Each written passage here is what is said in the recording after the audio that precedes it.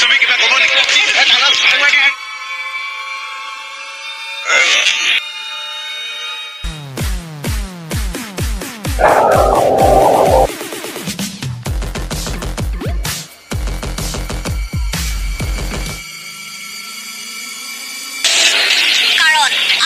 বন্দিত্বৰ পিছত প্ৰথমবাৰ জেলৰ চৌহদৰ বাহিৰ হৈছিল সুমি বৰা। পিছে শুকুৰবাৰে সাজ লগাৰ পৰত জামিন পাই জেলৰ বাহিৰ হোৱা সুমি বৰাৰ দেহত দেখা গ'ল কলা সাজ। সুমিৰ পিন্ধনত আছিল কলা মাস্ক, কলা টুপি, কলা টি চাৰ্ট আৰু কলা চেণ্ডেল। জেলৰ পৰা ওলাইয়ে এখন কলা স্কৰ্পিয়ত উঠি বাণীপুৰস্থিত ঘৰলৈ ৰাওনা হ'ল ৰীল ৰাণী সুমি বৰা। আত্মীয়ৰ কাষ পায়েই সুমি ব্যস্ত হৈ পৰিল ফটো তোলাত।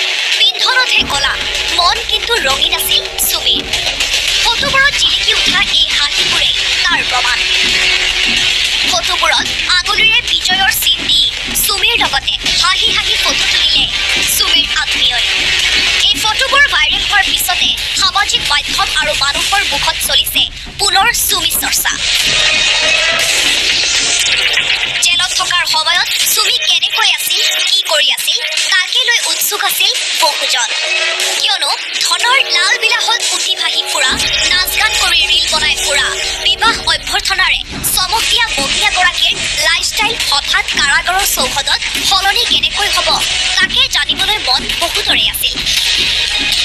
কাৰাগাৰলৈ যোৱাৰ পূৰ্বে চীনা বৰা কাণ্ডৰ অভিযুক্ত অপৰূপা ইন্দ্ৰাণী মুখাৰ্জী যিদিনা জামিন পাই কাৰাগাৰৰ পৰা ওলাইছিল, সেইদিনা বিশ্বই দেখিছিল প্ৰসাধনবিহীন, বিধ্বস্ত, আকৰ্ষণবিহীন এখন মুখ। সুমিৰো একে গতিয়ে হ'ব বুলিও বহুজনৰ ধাৰণা হৈছিল। পিছে সুমি